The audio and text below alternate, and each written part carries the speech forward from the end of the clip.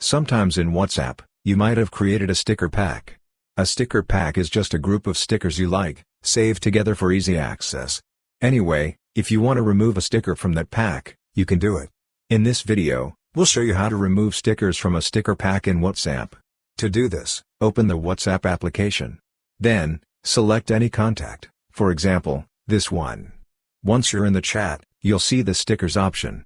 Tap on it. When you do, you'll notice the stickers section appear. Click on that and scroll down, you'll see your created sticker pack. For example, if I want to remove a sticker from this pack, just long press on the sticker.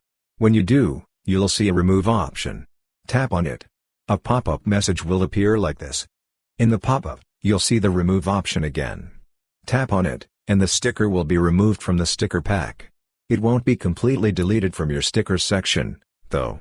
You can still find it up there in the stickers area and use it if you want, but it'll be gone from that specific pack. So, that's how you can easily remove stickers from a sticker pack in WhatsApp. Hope this video was helpful for you.